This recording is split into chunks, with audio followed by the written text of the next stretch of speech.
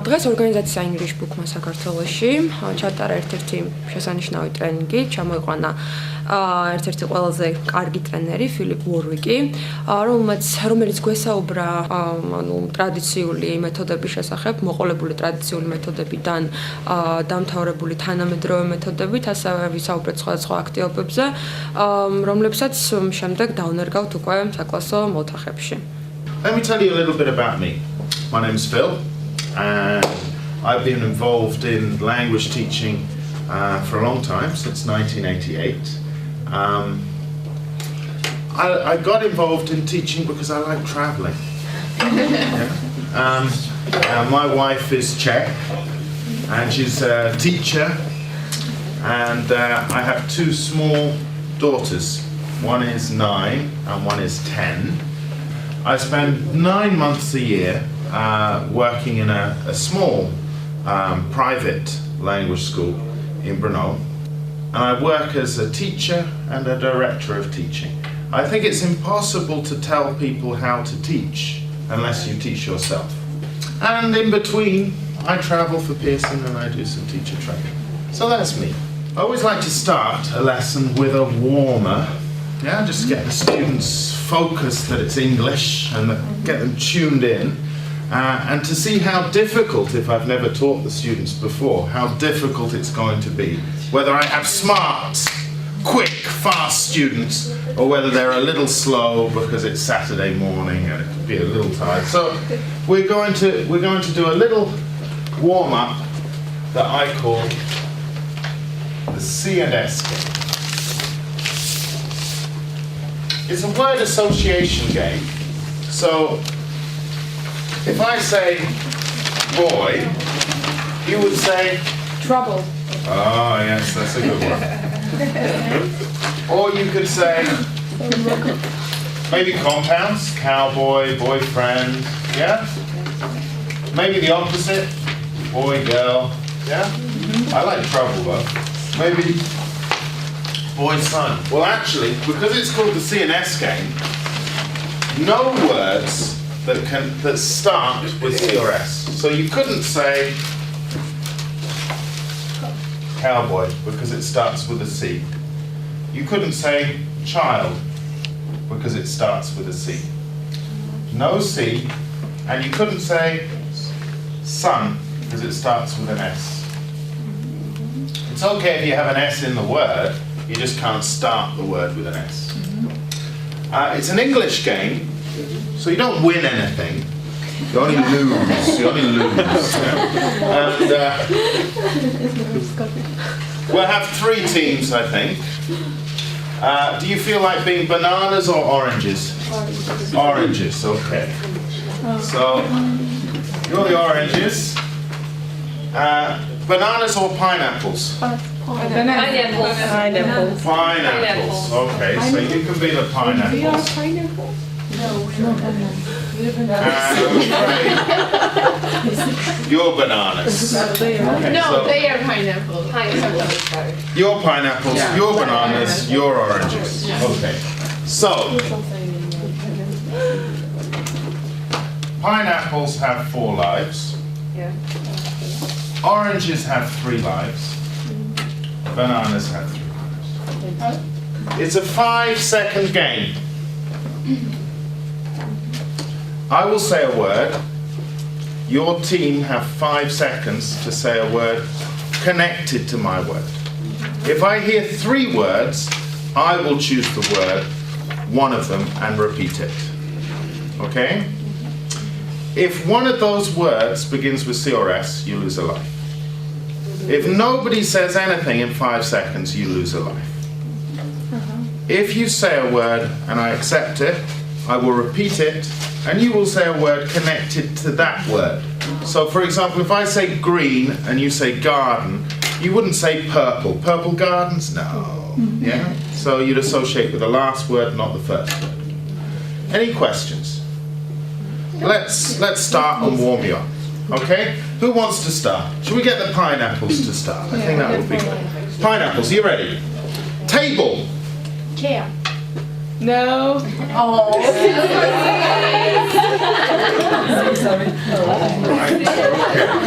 So now we start with a level playing field. 3 and 3. Are you ready? Teacher. Director. Head. Eyes. Eyes.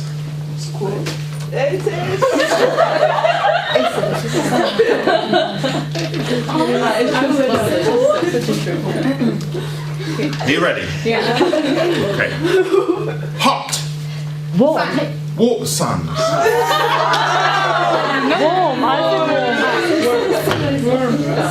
Okay. Are you ready? The beach. Sunbase. It's going to be a difficult morning.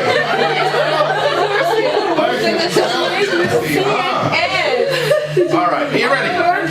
Tea. Hot. Warm. Sun.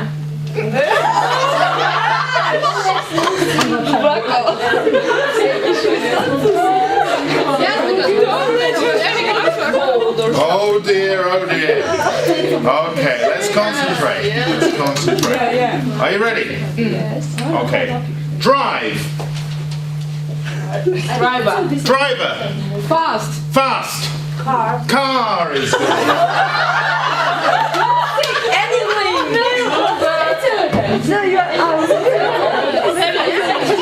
We're just left with oranges and bananas now. Are you ready? We go like this. Bed. Comfortable.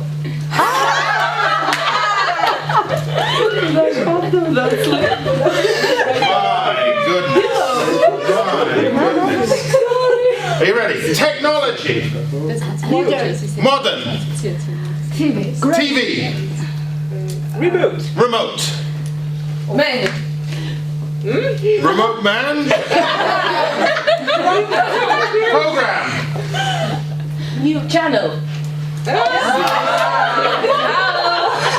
Yes.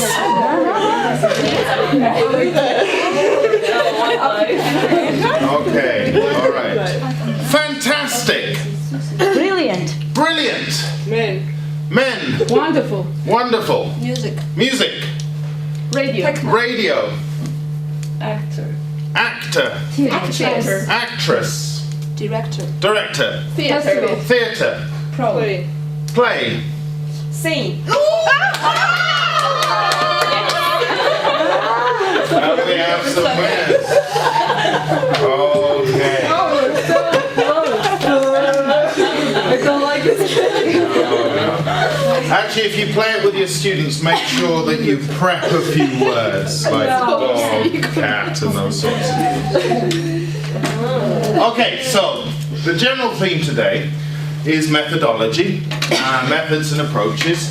And I thought, I've got a couple of books. One of the books that I'm using is Language Leader, which is designed for adult students or for students who need some academic English as well as general English.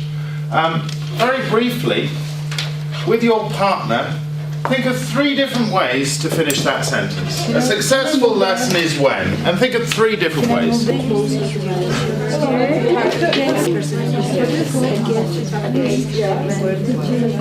So let's have some ideas. A successful lesson is when Students are actively involved. students are active.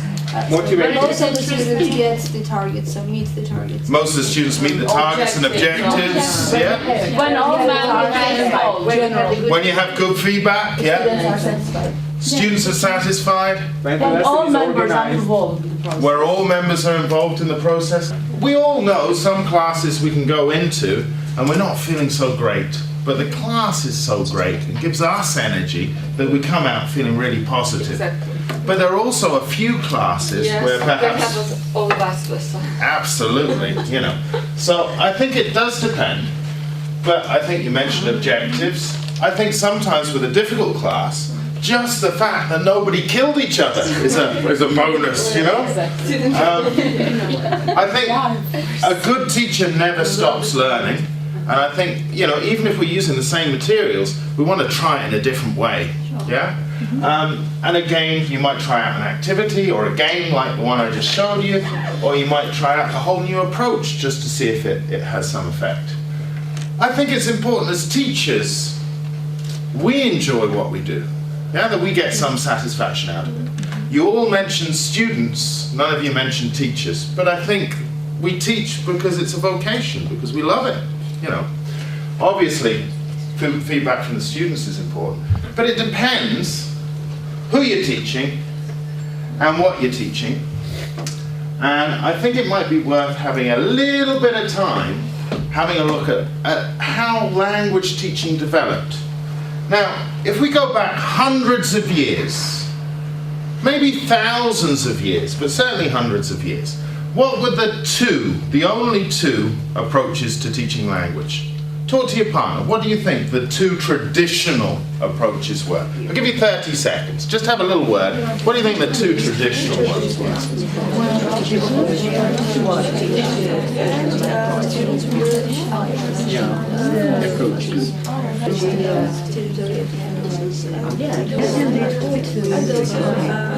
So, what do we have? Private classes. Well, remember, if we're talking thousands of years ago, Group with governors, I mean. Most lessons are here too. I think that mostly they were concentrating on reading and writing and No, on oral activity. they were I think oral it was activity. mostly teacher-based, teacher-oriented lessons. Okay. white monologue. there were two distinct types. Now, one type was a unilingual teaching environment. Yeah, later. That's where everybody spoke the same mother tongue and they were learning a foreign language. And they would analyze the language and they would sort of do a lot of translation. A lot of grammar translation. So you'd find that even in an English class, it would be 50-50 at best how much English was spoken, and more of it would be almost in the mother tongue, with the teacher analysing, explaining, and they just remember all those different words and be able to give translations. On the other end of the scale, I mean, if we look back thousands of years to ancient Rome, where they had the Greek slaves who were tutors, and they said, right, teach the Greek classics, but maybe these Greek slaves couldn't speak Latin. Of course they couldn't translate. I mean, hundreds of years ago, the English gentlemen would go on the grand tour of France and Italy, and maybe they make a little bit of money by doing some tutoring, but they might not speak the mother tongue. So I think even as recently as a couple of years ago in Georgia, you had this connection with America. And so you had people that had very limited teaching qualifications, but you know, they were native speakers and they came over. And of course, automatically, you can't translate because they don't know the language. So suddenly, in this type of method, the language that was spoken more often was the target language. PPP. Practice product. practice production. Yeah, and we all know that a PPP thing, you have the teachers here, start of the activity, and they stand at the front and they present. Today we'll do the present perfect. And then they'll say, right, here are the rules for the present perfect. And then there will be some controlled practice exercises in the book. Do exercise 1. And then exercise 2 is speak together and use it. So gradually as you got through, you do this PPP. Now, a guy called Jim Scrivener said, I like the ingredients, but do we always have to do 1, 2, 3? No, No. not always. But if you change PPP around, you still have PPP. So there's no good having 3 words that start with P. So he said, let's change the words. Authentic use would be the production. Yeah? Restricted use would be the practice. And clarification, just to show it didn't have to start at the beginning, would be the teacher bit. So you could have ARC or RAC or CRA or whatever. You could move them around a bit. But that's been around with us since the early 60s. And in America and some of the other countries, we had some holistic approaches.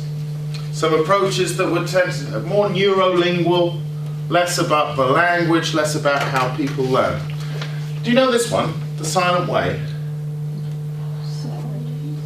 Silent way. Very popular in Malaysia still. Using... Well, what you're saying is, language learning shouldn't be stressful. You should be able to relax. You shouldn't be put on the spot, but the teacher needs to know if you understand or not. So I'm going to borrow this if I can. Now, in a silent way classroom, generally you'd use these little wooden blocks called Co-ordinator blocks that are used for maths. And you'd use those to represent, they're all different colours and different sizes. I don't have some blocks, so I'm going to use this, and maybe something else. Well, I use my bottle. Yeah. That'll do. It's very easy. As an example, I play tennis. I'm playing tennis. I watch TV. I'm watching. Okay. Thank you. I play tennis. I play tennis. I'm watching TV. I have played tennis maybe. I'm watching TV. I play tennis. I play tennis. I watch TV. I watch TV. I'm watching TV. I'm watching TV still. I play tennis. I have already played tennis. Oh. I have been playing I've been it. playing. I've been playing. And then watching TV. I've been watching TV. Okay, then let's continue. I've been playing tennis. No. I will. I will have played. No. Wait, so perfect. Simple. I used to play. This is continuous. Okay, so I have played tennis, and what's the marker? I watch TV. Yeah. I don't watch TV. I haven't watched TV. Yeah, We'll be that's it. together. I haven't watched TV. I haven't been. Haven't watched TV. That's the teacher had told. The important process is the fact that with these types of things, the teacher says, this is A, repeat, write it down, this is A. With the silent way, it says, well, the teacher will give them this. And the students will say, I don't know what that is. And then the students will be a little confused, but they will eventually finish the process themselves. So Right, you give hints. you give hints and they complete the process. Well, you've got community language learning, which is again something that's not used much nowadays. That's where you have a class plenary, and during the class plenary, everything is conducted in English. If the students don't feel comfortable, they can go out of the circle and they can ask the teacher in their mother tongue, in Georgian, how do I say this? And the teacher would explain and they'd sit down and they contribute again. TPR, I think you all know TPR. Yeah, and let me show you a little bit of how the silent way might be connected to total physical response. Can you move your chair round here? Can you move your chair round here? And can I have one more volunteer as well, please?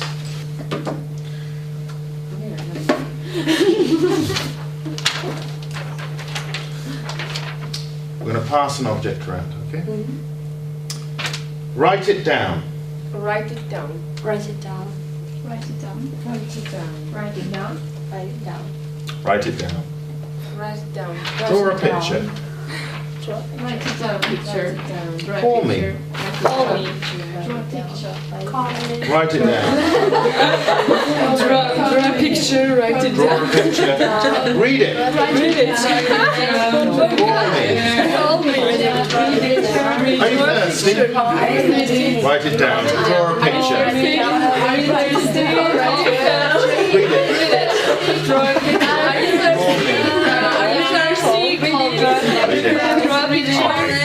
You get the idea. You get the idea. Now, it can be a little bit of fun with functions. Of course, with lower level beginners, you might just use colours and different colour pieces of paper. And of course, it gets them to recycle the language quite quickly. So it's quite useful that way. Okay, let's move back. დიდი მადლობა მინდა გადავუხადო ბატონ ფილიპ ვორვიქს, რომელმაც დღეს საშუალება მოგცა დავსწრებოდით თამარა ჩვეულებრივ ტრეინინგ კორს. მან წარმოგვიდგინა სხვადასხვა პრაქტიკული სავარჯიშოები, რომელსაც ფიქრობ, რომ გამოვიყენებთ ჩვენ სასწავლო გარემოში. ასევე დიდი მადლობა მინდა გადავუხადო პირსენის გამომცემლობას და ინგლისური წიგნი საქართველოში. Multiple intelligences, you all know different types of intelligences, Howard Gardner's multiple intelligences. Let's do a multiple intelligence game for kinesthetic learners. Yeah? So, I need 4 people. 1, 2, 3, 4. Okay. Come up here.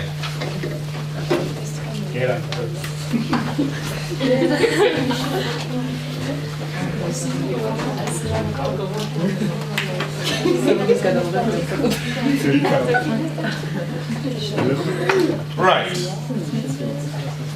Come and touch the chairs. Touch the chairs. This is your chair. Okay. Yeah? Sit on the chair. No, one person sit on the chair. You say. Yeah? And you have a pen. You can sit on this chair. Sit on the chair. No, you're not touch it. Sit on the chair. You touch the chair. Okay? And this is your pen. Alright. Now, it's very simple.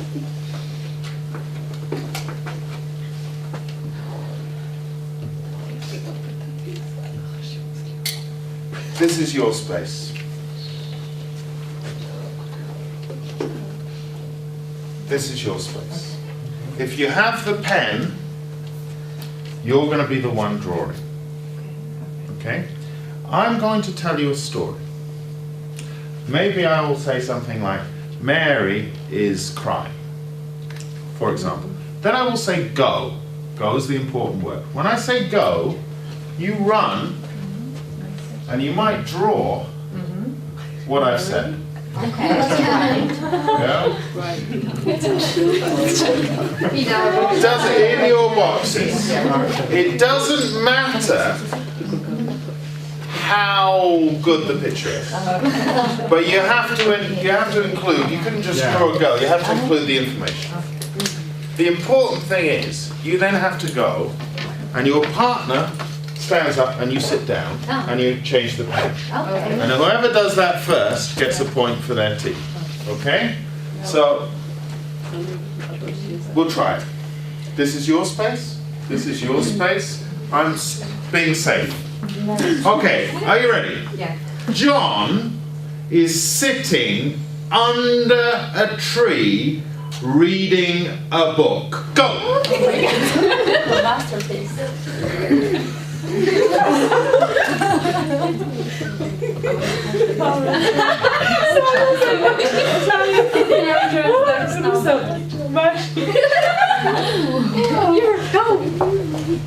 Oh, I'm sitting. Yeah. Okay, they sat down just before you did. They get a point. Okay. Same picture. It's raining. Go. It's raining. It's raining.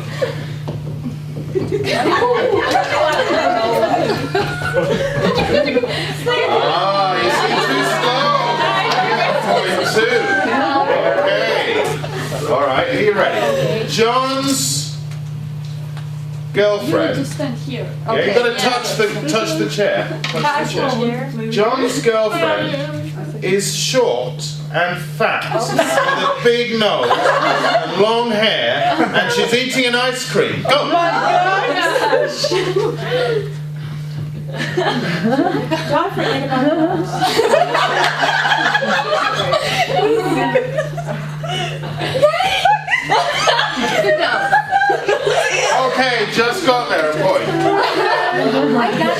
wait. This tree, it's an apple tree. Go!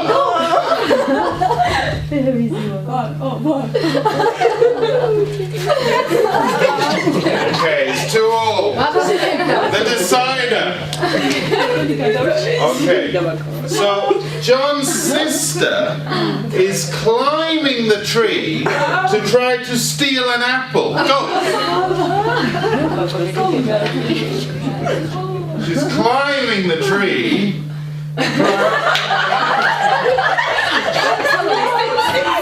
Oh!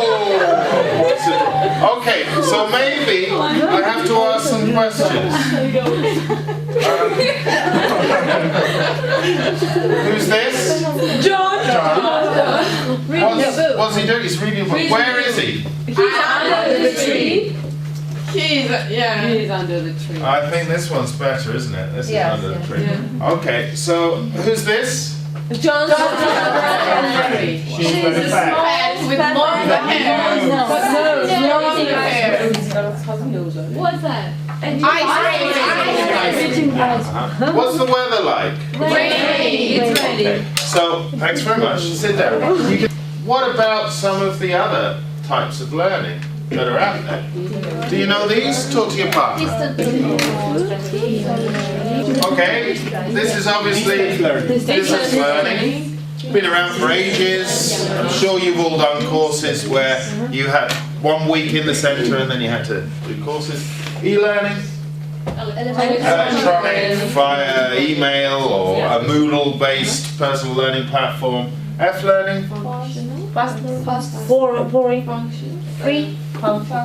It's 3 o'clock in the morning. I can't sleep. Film learn. I'll study English. Free time. Yeah. Maybe I'll go onto the CD-ROM. You decide how you learn. Yeah? And when? And when. It's like online thing. It could be. Could be. Time-based. Learning. I'm not so sure about this, but learning is learning through Google. They're so convinced that their search engine. M-learning? Methodology. No. These days, when you look at a CD-ROM in a workbook, it's always got MP3 files. So, you know, Pearson have all their books on e-text, so the students can put the course books on a tablet, and they can sort of do this. So, learning on the go. N-learning. Nano learning suggests that the amount of information that you present the students should be no more than 2 minutes. So you present things in 2-minute chunks, and you imagine they're going to forget most of it. So you present 2 minutes, and then they can, using mobile learning or flexible learning, they can hear the 2 minutes again, and again, and again, until eventually they get it. I hope you all know what C-learning is. Because when your principal says, so what type of methodology do you use? Well, we do a bit of F learning. We do a bit of N learning. But generally I'm a C learner. Or I use C learning in my classes. Because C learning is conventional learning and it's what we do anyhow. Yeah, they had to give an acronym to it. Whenever during the lesson I use the gesture, the students will see how quickly they can remember. I'll show you what I mean. Again, we were using these things like bitterly disappointed. Can you all say that for me? Bitterly disappointed. And can you scratch your hair, please? Bitterly disappointed. Bitterly disappointed. Bitterly disappointed. Painfully obvious. Painfully obvious. Bitterly disappointed. Painfully obvious. Highly suspicious.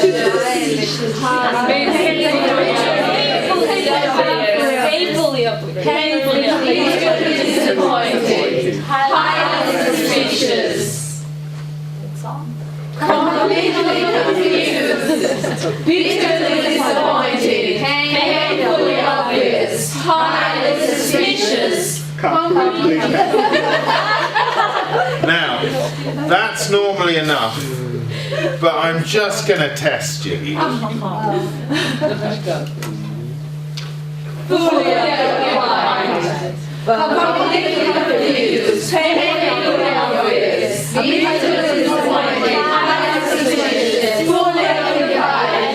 Easily disappointed. Highly suspicious. Completely confused.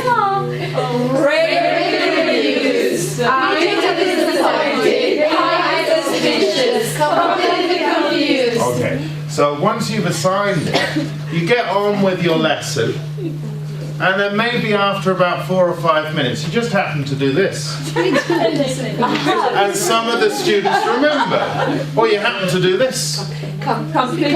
Yeah, so you can recycle it very quickly without it interfering with the rest of your lesson. And the students will be exposed, even if they don't say it themselves, to completely confused about 50 times during a 55-minute lesson without worrying about doing other things. So at the end of the lesson, I didn't do 6 with them, I did 4, and they had the 4. No problems.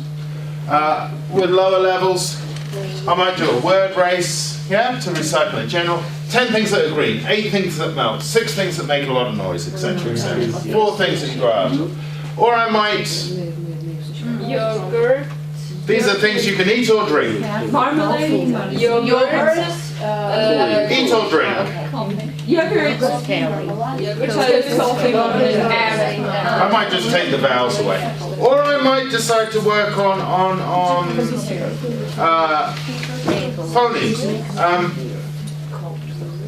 What's special about this sentence? So silent letter. This one.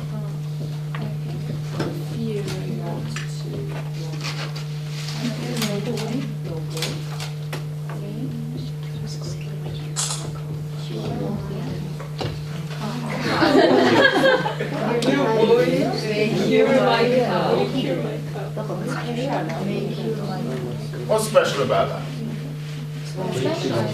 Something special about it. I fear no boy may cure my cow. That's an example of every... Tongue twister. No, this is idiom. Oh. Not my. There.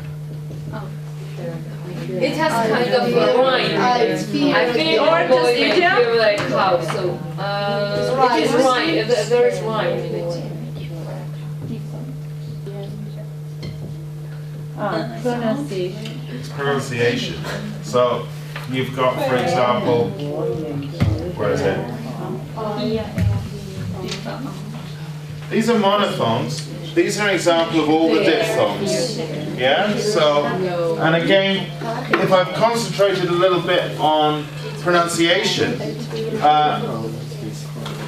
is this a monophthong or a diphthong?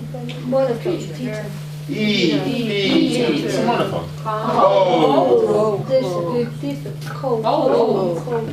He is short.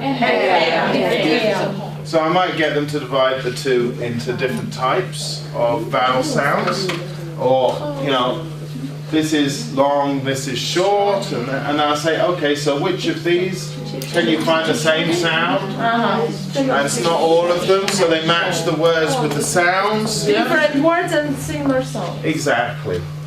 Sometimes we need to actually break down text so it's easier for the students to understand. So I might take a text that's got clear paragraphs or clear parts. I'll imagine that a target reader has read one of those paragraphs and is commenting on it, is quoting on it.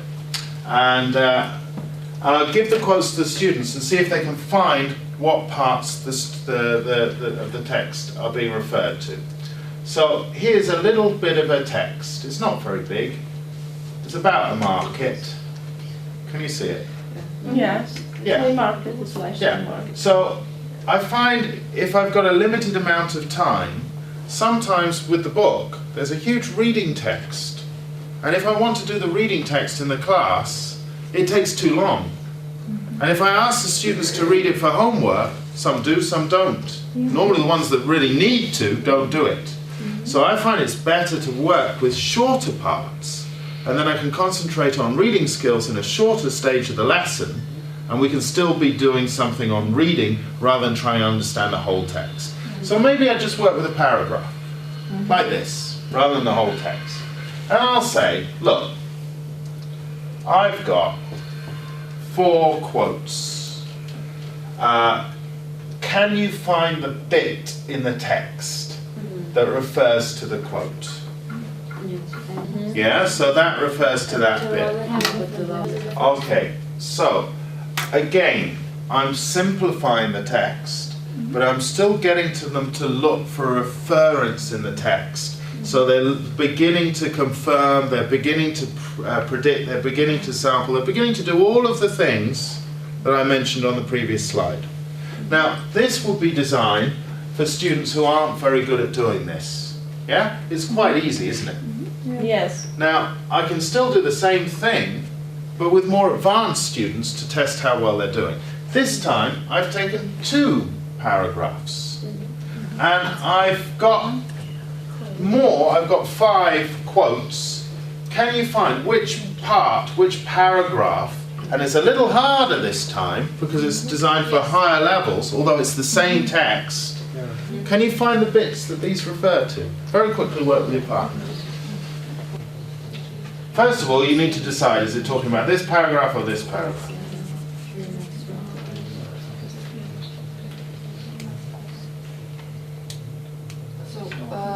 That was C goes to the fourth paragraph, yes, and the E goes to the line. second paragraph. G goes to the first one, D goes to the... Okay. So that's A. A. No future, And no future. won't be here This is next A. year. That's B. Yes. That's C. That's D. And E is Yeah. So again, you notice by making the quotes a little less specific, you can make it more demanding for the students. And again, you can do those reading skills with not the whole text, but just a little bit of it, and which is more manageable in 55 minutes, I find. Substitution. Again, what they find with testing is obviously if they have a reading text and the questions use the same words that appear in the text, the students don't have any problems. But if they start using different words, suddenly there's a problem and the students find it very difficult to answer the question. So there can't be anything easier than substitution. You take any text, you choose some words from the text, and you write some substitutes on the board. Yeah? So I'll just show you, it's easier. So this is the text. It's only part of a text. It's only a paragraph.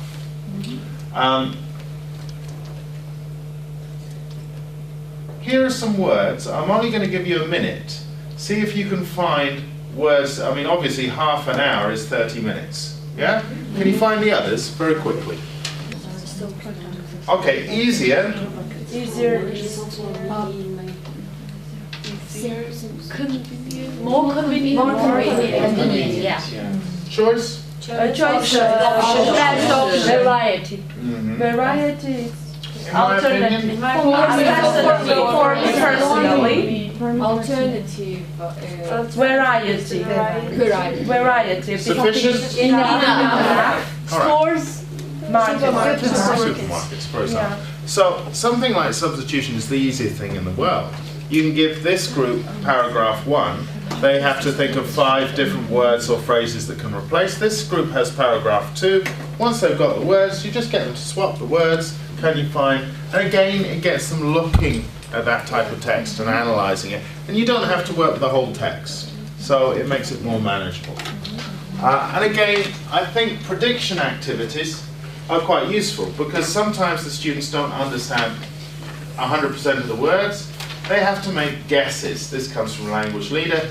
This is the unit on health, medicine. We've got 3 sentences here with nonsense words. What do you think the nonsense words could mean? Injuries. Minor injuries, that's a good collocation.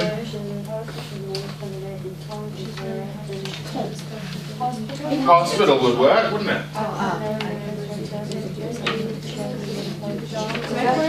Records, medical records is a collocation. Yeah, and you might get them to look at compounds and say, can you work out what the compounds mean? Or you might point out that there are some false friends, yeah, and that you have to be careful. I mean, I come from the Czech Republic, and obviously this means road. Nothing to do with communication, well, not directly. Yes, yeah, in Italian. So again, you give them a reading skill that transcends one reading text and that can be used with several texts. So again, in the teacher's books, it says, keep on using these strategies. Get them to do it every time. If you want them to talk about reading and guessing and predicting, and also grammar and writing, you need to think very much about grammar words, structural words. Here's something I do with my students that I find is very effective to help them with these types of exercises where they have to do word transformations or sentence transformations, or they have to look at translating even in some tests. I'll explain to the students that I use a language sometimes called Venusian. And Venusian is exactly the same grammar as English. It's exactly the same grammar, but the structural words are the same, the content words are different. So in English, we'd say the bottle is on the table. But in Venusian, we'd say the splurg is on the dobble. Yeah? And of course, splurg and dobble are Venusian, but the grammar words are the same, and the word order is the same, and the tenses are the same. So I'd explain the Venusian, and I give the students a couple of sentences. I might say the splurg is on the dobble, and they wouldn't necessarily say the bottle is on the table, but they could say the pen is on the floor, or the cat is on the bed. And that's okay. So there are lots of different correct answers for this, as long as they follow the same pattern. And I'll just demonstrate this. So here's my Venusian. Here's a sentence. Can you give me a possible translation into English for that sentence? Any ideas? Any possibilities? Well, hold on a second. John. Let's have a look at John. Are we happy with John? In her? No. Joan, maybe. Yeah? So Jane or Joan, but not John, I don't think. He's clever than my other. Any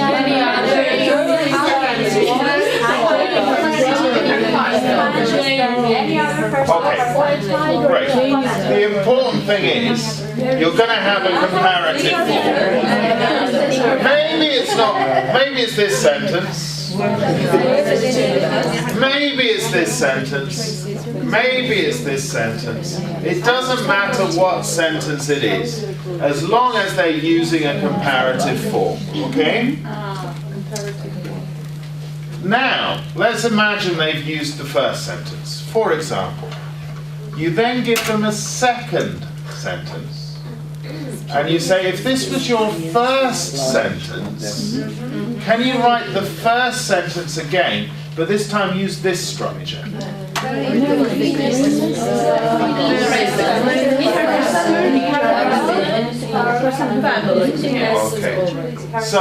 So you then have, the student has created a reciprocal pair of sentences based on your Venusian. Okay? Now they've worked on their own doing that. And then I'll say, translate that into Georgian. Translate those two sentences into Georgian. And they'll give those two translations to their partner. Their partner will then have to translate it back into English. And we know that some of the biggest problems that the students struggle with are things like, you know, the grammar words. In prepositions tend to be avoided. So if we've already provided the grammar words for the students, then it's easier for them to self-check. Obviously, meanwhile, their partner has two different sentences, yeah, which practice a different thing. Obviously, here we've got reported speech, yeah, and we've got lend and borrow, for example. So the same process is given, and I think it works really well to to actually get the students focusing on the structure and the grammar, and it's quite easy to do. Because we're going to move on to writing quickly. Obviously there are two types of writing, product and process writing. Product writing is very linear, very direct. Process writing is non-linear. It's not any writing that is improving writing. It's only, so for example, a workbook exercise where you have to complete the sentences, that's not really improving writing skills. But if someone gives me a written essay or a paragraph, and I say I'd like you to put these 3 adverbs in, actually, well, surprisingly, that's very product orientated, but improves writing skills. Yeah? And of course, process writing is recursive. You know, we've got various stages, and we go round until we've got to finish, you know, so that the students plan, or the students write down a rough version, or the students, you know, check. And now, I find the planning stage is a little different now to 20-odd years ago when I started teaching. 20-odd years ago when I started teaching, students seem to have more ideas. They seem to be more creative. Now when it's so easy to find ideas, it's a little difficult to motivate them to come up with them. So you might decide to use something like cubing. Cubing is an approach where you give them direct questions to brainstorm and plan. Cubing is called cubing, it's developed by Cowan and Cowan, because there's 6 ways of looking at something. So here is a typical cubing set of questions. You know? And so if you were going to talk about language, you'd ask the students to describe it, or to compare it, or to associate it, or to analyze it, or to apply it, or to argue for or against it. And because you're asking them direct questions, you're going to generate more in the brainstorming stage. Yeah? Than just think of some ideas connected to the environment.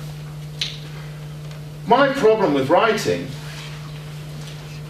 and again, here we see a connection of product and process with language leader. A ranking exercise to brainstorm, an example of the text that you want them to create, getting them to check the information in the text, getting them to find linkers or words in the text, getting them to choose the correct words in the text. And again, then they can write, they can look in the workbook and see an example of the type of thing they want to write. And again, they can look for linkers. You know my problem with writing? My students never do it.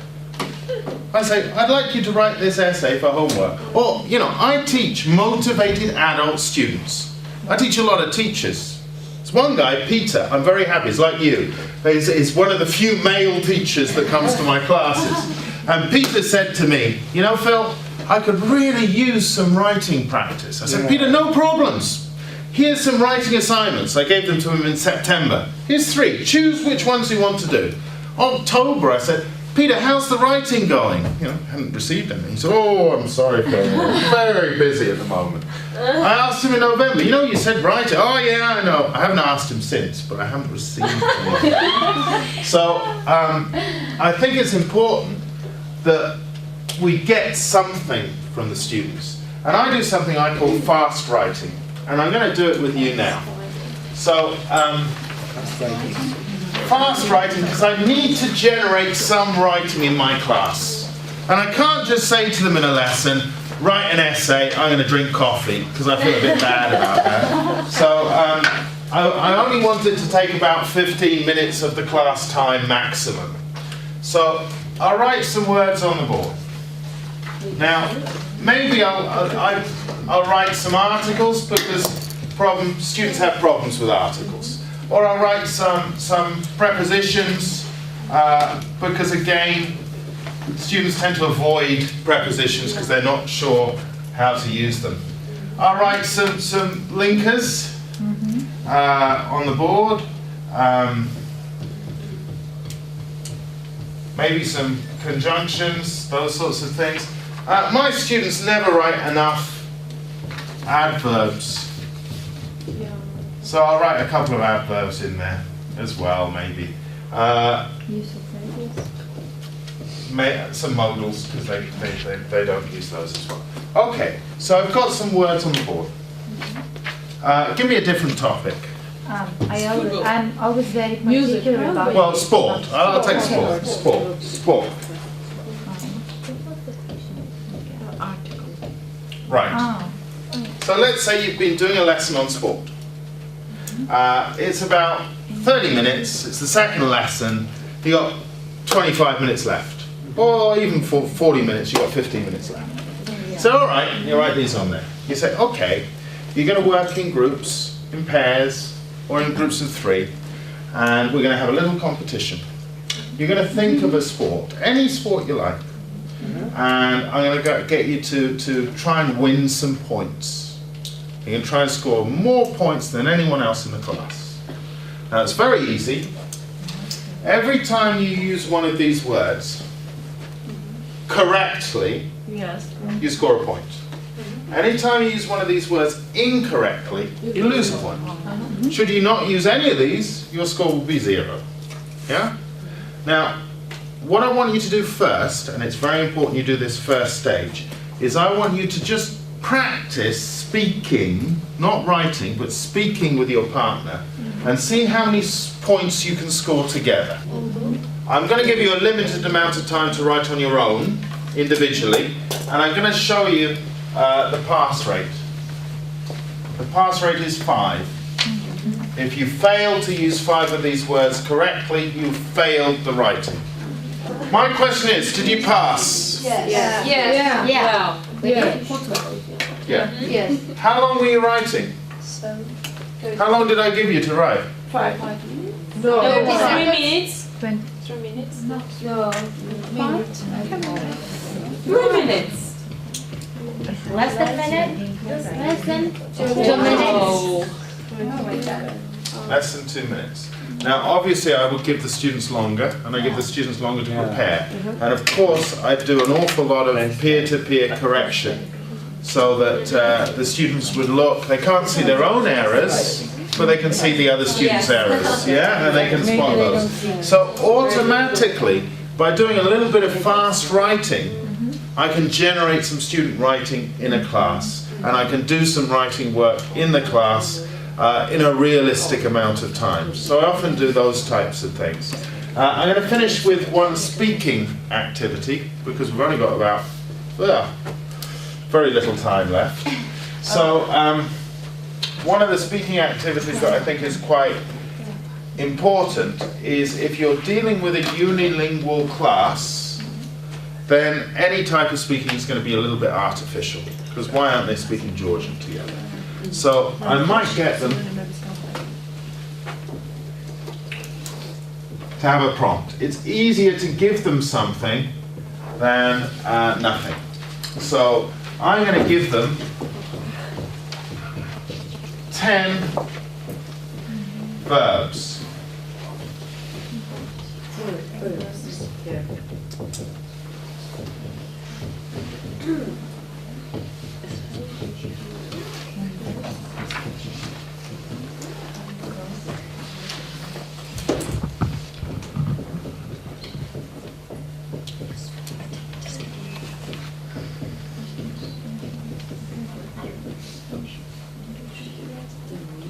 No, you don't have to write it down.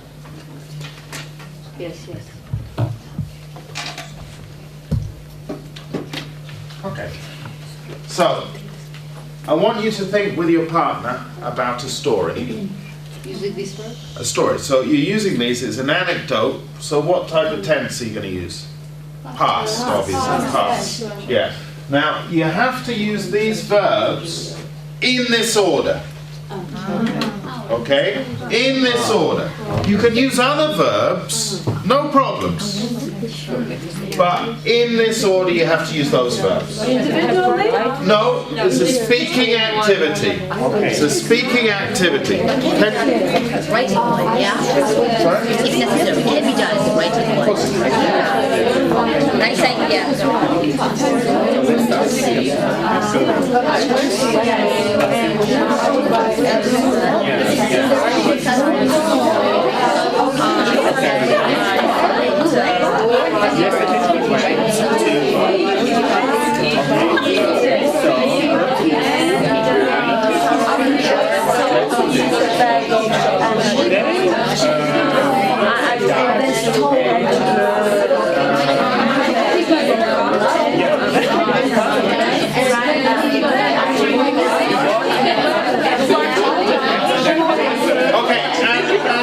Stop. Obviously, I give the students longer. They practice it.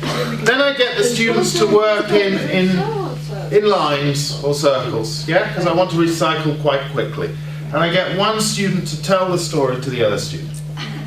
And of course, the story might be, I went to a shop, I saw a new computer, I bought the computer, someone hit me and stole my computer. I caught him, but he dropped the computer, it broke, so I bought another computer, and my wife cried, and she went to bed. So, in some ways, my story is very similar to your story, because of course we've been quite restricted with the verbs. Yes. I've given them a skeleton, a framework.